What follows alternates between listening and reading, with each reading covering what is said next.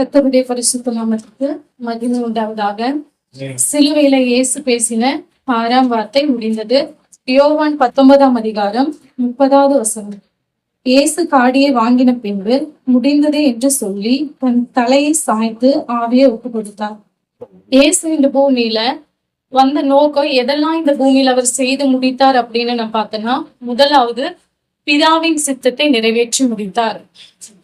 யோவான் 3:16 சொல்லப்பட்டிருக்கு, தேவன் தன்னுடைய ஒரே பேரான குமாரனை விசுவாசிக்கிறவன் எவனோ அவன் கெட்டு போகாமல் நித்திய ஜீவனை அடையும்படிக்கு அவரை தந்தருளி இவ்வளவாய் உலகத்தில் அன்பு கொண்டார்.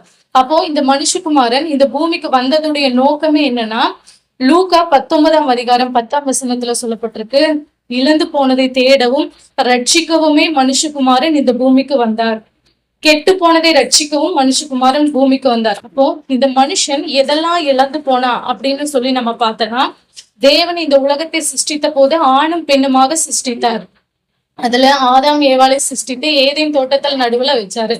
அப்போ அவங்க என்ன, ஏதேன் தோட்டத்துல வச்சு தேவனுடைய சாயலின்படியாகவும் தேவனுடைய ரூபத்தின்படியாக அவர்களை சிருஷ்டித்தார். அப்ப தேவனுடைய சாயலின்படி, சாயல் என்பது அதிகாரம், பரிசுத்தம், மகிமை, வல்லமை, இவை எல்லாமே தேவனுடைய சாயலா இருந்தது. அப்போ தேவனுடைய சாயலின்படியாகவே மனுஷனாகிய நம்மையும் படைத்து தேவன் நமக்கும் அந்த அதிகாரத்தையும் பரிசுத்தம், மகிமை எல்லாவற்றையும் நமக்கு கொடுத்திருந்தார். ஆனா எப்ப இந்த மனுஷன் ஆதாம் ஏவாளும் தேவன் விளக்கின கனியை புசிக்க வேண்டாம் என்று தேவன் சொன்ன போதும் எப்ப அவங்க புசித்தாங்களோ அப்பவே தேவனுடைய மகிமை இழந்து போனாங்க. தேவனுடைய பரிசுத்தத்தையும் அதிகாரம், தேவன் கொடுத்த அதிகாரம் எல்லாவற்றையும் அவங்க இழந்து போயிட்டாங்க. அப்ப அந்த ஏதேன் தோட்டத்தை விட்டு அவங்க என்ன பண்றாங்க, அந்த பரிசுத்த ஸ்தலத்தை விட்டு அவங்க துரத்தி அடிக்கப்படுறாங்க. அப்போ இயேசு கிறிஸ்து மனுஷன் எதையெல்லாம் இழந்து போனானோ, எதையெல்லாம் இழந்து போனதற்காக இயேசு கிறிஸ்து இந்த பூமிக்கு வந்தார். அவனை மீட்டு எடுப்பதற்காக தன்னை தானே பலியாக ஒப்பு கொடுக்க இயேசு கிறிஸ்து இந்த பூமிக்கு வந்தார். மத்தேயு 18ஆம் அதிகாரம் 14வது வசனம் சொல்லப்பட்டிருக்கு, இந்த சிறியரில் ஒருவனாகிலும் கெட்டு போவது பரலோகத்தில் இருக்கிற உங்கள் பிதாவின் சித்தம் இல்ல. அப்படின்னா பிதாவினுடைய சித்தம் என்னன்னா, இந்த சிறியரில் ஒருவரும் கூட கெட்டு போக கூடாது. இயேசு கிறிஸ்து இந்த பூமியில வாழ்ந்த ஊழியம் செய்த நாட்களில நம்ம பார்த்தோம்னா, அவர் என்ன பண்றாரு, அநேக ஜனங்களை தேடி போய் அற்புத அடையாளங்கள் செய்யறாரு. அநேக ஜனங்கள் அவங்கள தேடி வராங்க. ஆனா பிதாவினுடைய சித்தத்தை அவர் நல்லா அறிஞ்சிருந்தாரு. அதனால என்ன பண்றாரு, ஒரு மனுஷன் கூட கெட்டு போக கூடாதுன்னு அவர் அறிந்திருக்கிறார். அதே அவருடைய வாஞ்சியா இருந்தது. அப்போ அந்த சித்தத்தை அவர் என்ன பண்றாரு, இந்த இடத்துல நிறைவேற்றாரு. ஒரு மனுஷனை தேடி போறாரு. அது யாருன்னு பாத்தீங்கன்னா, மார்க்கு 5ஆம் அதிகாரத்துல இருக்கு, அசுத்த ஆவியுள்ள மனுஷன். அது யாருன்னா அசுத்த ஆவியுள்ள மனுஷன். அந்த மனுஷன் எப்படிப்பட்டவனா இருந்தா, அவனுடைய குடியிருப்பு குகையில இருந்தது. அவன் என்ன பண்ணுவான், இரவும் பகலும் சத்தம் போட்டுட்டே இருப்பான். ஏன்னா அவன் அசுத்த ஆவி பிடித்திருக்கிற மனுஷன். தன் கல்லுகளினால தன் சரீரத்தை கீறி கொள்ளுவான். எப்பவுமே சத்தம் போட்டுட்டு அவனை விலங்குகளினால, சங்கிலினால கூட அவனை கட்டி போட ஒருவனாலும் அடக்கவே முடியாது. ஆனா இயேசு கிறிஸ்து என்ன பண்றாரு, அக்கறைக்கு கடலில் ஏறி படகுல ஏறி அக்கறைக்கு போறாரு. அந்த ஒரு மனுஷனை தேடி இயேசு கிறிஸ்து புறப்பட்டு போறாரு. ஆனா ஒருவரும் கூட கெட்டு போகுது பிதாவினுடைய சித்தம் இல்லை என்பதை அறிந்து அந்த மனுஷனை தேடி இயேசு கிறிஸ்து அந்த இடத்துக்கு போறாரு. அவன் அப்போ தூரத்துல இயேசு கிறிஸ்து வருகிறத பார்த்துட்டு அந்த பிசாசு என்ன பண்றான், ஓடி போறான். தேவனுடைய குமாரனை உமக்கும் எனக்கு என்ன, என்னை வேதனைப்படுத்தாதபடி வேண்டிக் கொள்றான். அப்ப இயேசு கிறிஸ்து கேட்கிறாரு, உன் பேர் என்னன்னு கேட்கும்போது, என் பேர் லேகியோன். லேகியோன் என்பதற்கு 6000 பேர். அப்போ அவனுக்குள்ள எத்தனை பிசாசு பிடிச்சிருக்கு, 6000 பேர். அப்போ அவனுடைய நிலைமை எவ்வளவு கொடுமையானதா இருக்கும், எவ்வளவு வேதனை மிகுந்ததா இருக்கும். அந்த மனுஷனை இயேசு கிறிஸ்து தேடி போறாரு. ஏன்னா அவருடைய வாஞ்சைன்னா ஒருவரும் கூட பிதாவினுடைய சித்தம் ஒருவரும் கெட்டு போக கூடாது. அப்ப அந்த மனுஷனை தேடி இயேசு கிறிஸ்து போய் அவனுக்கு சுகம் கொடுக்கிறாரு, அவருக்கு விடுதலை கொடுக்கிறாரு. அடுத்தது யாரை தேடி போறாருன்னு பார்த்தா, பெதஸ்தா குளத்தருகே, அது யோவான் 5ஆம் அதிகாரத்துல நம்ம பாக்குறோம். பெதஸ்தா குளத்தருகே படுத்திருந்த 38 வருஷமா அந்த மனுஷன் எத்தனை நாள் படுத்திருந்தாருன்னா 38 வருஷமா அந்த இடத்துல படுத்திருந்தாரு. அவரை அதை எதுக்கு படுத்திருக்கிறாருன்னா, அந்த குளத்தின் அருகில அநேக சுத்தி வியாதிஸ்தர்கள் படுத்திருப்பாங்க. ஆனா அவர் படுத்த படுக்கையா இருக்கிறாரு. அது ஏன் அங்க படுத்திருக்கிறாங்கன்னா, ஒரு தூதன் வந்து கலக்கும் போது எப்பேற்பட்ட வியாதியஸ்தனா இருந்தாலும் கூட அந்த குளத்துல இறங்கும் போது அவன் என்ன பண்ணுவான், விடுதலை, அவன் வந்து அந்த வியாதியிலிருந்து விடுதலை பெற்றுருவான். அந்த வியாதி எப்பேற்பட்ட என்ன போராட்டமா இருந்தாலும் அதுல விடுதலை ஆயிடுவான். அப்ப அந்த மனுஷனை இயேசு கிறிஸ்து ஒரு மனுஷனை தேடி போறாரு. போய் இயேசுவின் எழுந்து நட அப்படின்னு சொல்றாரு. அப்போ அந்த மனுஷனை எல்லாரும் பாக்குறாங்க. எல்லாரும் கண்டும் காணாதவர்கள் போலதான் இருக்கிறாங்க. அந்த மனுஷனுடைய வியாதி, மரண படுக்கையில் இருக்கிறான். எல்லாம் முடிஞ்சது, அவனுடைய நிலைமை எல்லாரும் நினைச்சிருக்கல, இனி அவ்வளவுதான், இந்த மனுஷன் இப்படியேதான் படுத்துட்டு இருப்பான், இதே நிலைமையிலதான் அவன் இருக்க போறான் அப்படின்னு அநேகர் நினைச்சிட்டு இருந்திருப்பாங்க. ஆனா அப்பேற்பட்ட நிலைமையில இருந்த மனுஷனை தேடி இயேசு கிறிஸ்து போறாரு. நான் முன்னே சொன்னது போல அசுத்தாவி படுத்திருந்த மனுஷன், அந்த மனுஷனை அவனுக்குள்ள பிசாசு இருந்தது இல்லையா, அந்த பிசாசு நினைச்சிருப்பான், என்னென்ன நினைச்சிருப்பான், இந்த ஆத்துமா எனக்குதான் சொந்தம், அப்போ அந்த ஆத்துமாவை குறிச்சு அவன் உரிமை பாராட்டுவான். ஆனா இயேசு கிறிஸ்து சொல்றாரு, நம்மள யாருடைய சாயலின்படி சிருஷ்டிக்கப்பட்டிருக்கோ, தேவனுடைய சாயலின்படி சிருஷ்டிக்கப்பட்டிருக்கோம். அப்ப நம்ம முழு அதிகாரம் யாருக்கு இருக்கு, கிறிஸ்துவுக்கு தான், தேவனுக்கு தான் நம்ம குறித்து நம்ம மேல முழு அதிகாரம் இருக்கு. அப்போ தேவன் அந்த மனுஷனை தேடி போய் அந்த ஆத்துமாவை, பிசாசின் பிடியில் இருக்கிற அந்த ஆத்துமாவை விடுவிக்கிறார். ஏன்னா அவர் இயேசுவின் சித்தத்தை நிறைவேற்றுவதற்காக தான், இழந்து போன எல்லாவற்றையும் திரும்ப பெற்று கொடுக்கும்படியாக தான் இயேசு கிறிஸ்து இந்த பூமிக்காக வந்திருக்கிறார். அவன் ஆத்துமா பிசாசு முழுமையா மேன்மை பாராட்டிட்டு இருந்தான். இவன் இந்த மனுஷன் எல்லாராலும் மறக்கப்பட்டுட்டா, தன் உற்றார் உறவினர், தன் குடும்பம் எல்லாரும் இவனை கண்டாவே பயந்துட்டு இருப்பாங்க. ஏன்னா அப்படிப்பட்ட கொடூரமான நிலைமையில அவனை யாராலும் அடக்க முடியாது. அந்த சூழ்நிலையில் இருந்த மனுஷனை இயேசு கிறிஸ்து அந்த ஆத்துமாவை தனக்கென்று மீட்டு கொண்டாரு. ஆமென், அல்லேலூயா. அதுக்கப்புறம் பாத்தீங்கன்னா மத்தேயு 28:18 சொல்லப்பட்டிருக்கு, வானத்திலும் பூமியிலும் சகல அதிகாரம் நமக்கு கொடுக்கப்பட்டிருக்கு. எப்படி கொடுக்கப்பட்டிருக்குன்னா, இயேசு கிறிஸ்து அந்த ஆதாம் ஏவாள் இழந்து போன எல்லா அதிகாரத்தையும் சிலுவையில மறித்து தன்னைத்தானே ஜீவ பலியாக ஒப்பு கொடுத்து அந்த அதிகாரம், பிசாசின் கையில இருந்த அதிகாரம் முழுவதையும் பிடுங்கி நம்ம கையில இயேசு கிறிஸ்து நமக்காக கொடுத்துட்டாரு. அந்த அதிகாரத்தை நம்ம கையில நமக்கு கொடுத்திருக்கிறாரு. இப்போ அந்த அதிகாரம் நம்ம வாழ்க்கையில செயல்படணும் அப்படின்னா, இப்ப அந்த அதிகாரத்தை வாங்கிட்டோம், நம்ம அந்த அதிகாரத்தோட இருக்கிறோம். நம்ம போய் ஒரு பிசாசுகளை துரத்த முடியுமா?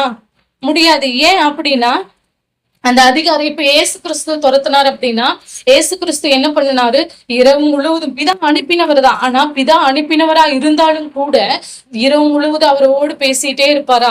எப்பவுமே நானும் பிதாவும் ஒன்றா இருக்கிறோம் அப்படின்னு சொல்லப்பட்டிருக்கு. அப்போ அவரோடு எப்போ ஐக்கியப்பட்டவராகவே இருப்பாரு, தேவனோடு ஐக்கியப்பட்டு அவரோடு இணைந்தவராகவே இருப்பாரு. அப்போஸ்தலர் 10:38 நம்ம வாசிக்கிறோம், நசரேயனாகிய இயேசுவை தேவன் பரிசுத்த ஆவியினாலும் வல்லமையினாலும் அபிஷேகம் பண்ணினார், தேவன் அவரோடு கூட இருந்தபடினால். அப்போ என்ன பண்ணாரு, தேவன் அவரோடு கூட இருந்தாரு. அப்போ இயேசுவும் தேவனோடு கூட இருந்தார். அவர் ரெண்டு பேரும் கனெக்டா இருந்தனாலதான் இயேசு கிறிஸ்து அதிகாலையில் எழுந்து ஊழியத்துக்கு புறப்பட்ட உடனே பிசாசுகள் நடுங்கினது. பிசாசுகள் அவரை கண்டு நடுங்கினது. வியாதி, அவர் கைப்பட்ட இடத்துல எல்லாம் வியாதி சுஸ்தமானது.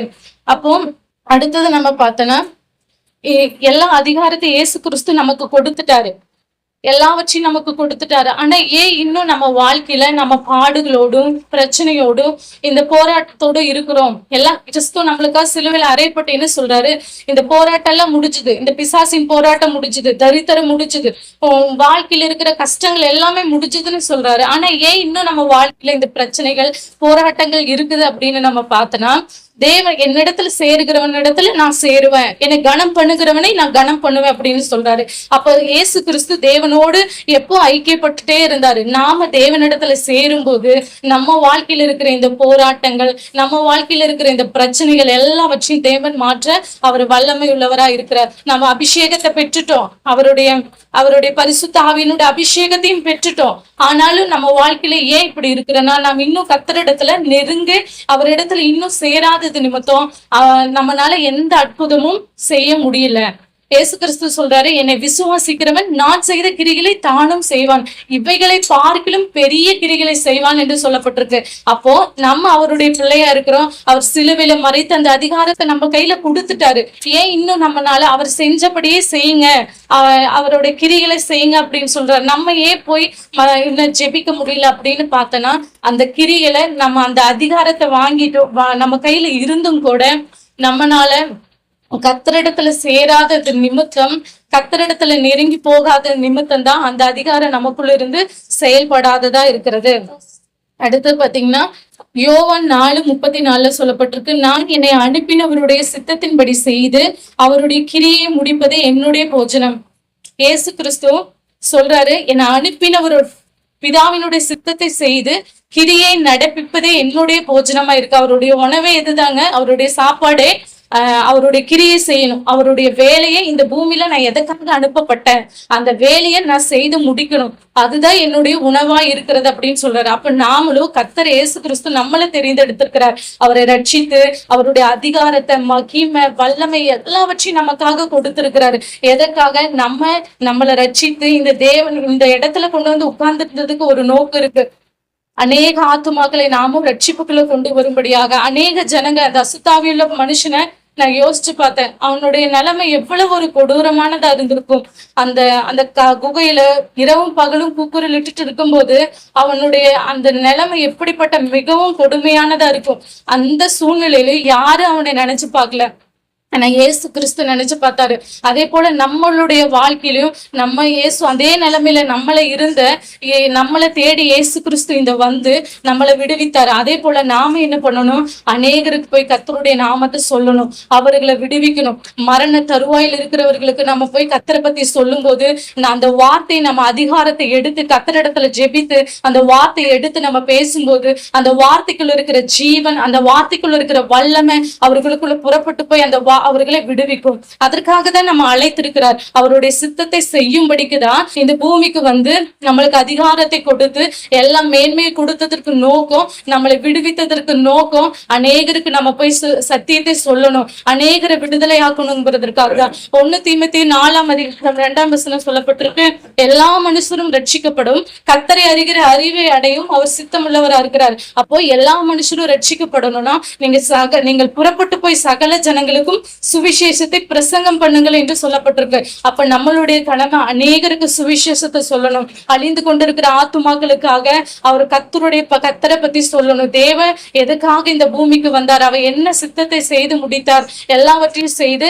அவருக்கு நித்திய ஜீவனுக்கு நேராக நம்மளை மீட்டெடுத்தது போல அவரை கர்த்தருக்கு நேராக மீட்டெடுக்கணும். அதற்காக தான். அடுத்து 2வதா பாத்தீங்கன்னா பாவம், சாப, வியாதி, தரித்திர எல்லாவற்றையும் இயேசு கிறிஸ்து சுமந்து தீர்த்தார். இயேசு எப்படிப்பட்டவர்னா, எந்த ஒரு பாவம் ஒரு இடத்துல இல்ல, எந்த ஒரு பாவத்தை பாராத சுத்த கண்ணரா இருக்கிறாரு. அவரிடத்துல எந்த ஒரு பாவமும் எந்த ஒரு வஞ்சனமும் அவரிடத்துல காணப்படல. எவன் என்னிடத்தில் குறை உண்டு என்று சொல்லக்கூடும் என்று கொஸ்டின் கேட்கிறாரு. அந்த அளவுக்கு அவர் பரிசுத்தம் உள்ள தேவன் எதற்காக இந்த பூமிக்கு வந்து இவ்வளவு பாடுகள் பட்டு எதற்காக அடிக்கப்பட்டார் அப்படின்னு பார்த்தா, நியாய பிரமாணத்தின்படி வருஷத்துக்கு ஒரு தடவை தான் ஆசாரியர்கள் போய் மகா பரிசுத்த ஸ்தலத்துல நம்ம பாவத்திற்காக நிவர்த்தி செய்ய முடியும். அப்போ அந்த நம்முடைய பாவங்களுக்காக, நம்முடைய குறைகளுக்காக பலி செலுத்தப்பட வேண்டும். ஒவ்வொரு பாவங்களுக்கு ஈடாக தான் பலி செலுத்தப்படுவாங்க. அந்த பாவங்களுக்காக பலி செலுத்தப்படும் போது இயேசு கிறிஸ்துவே இந்த பூமிக்கு வந்து நம்மளுடைய அப்ப எல்லா உலகமே பாவம் நிறைந்ததா இருந்தது.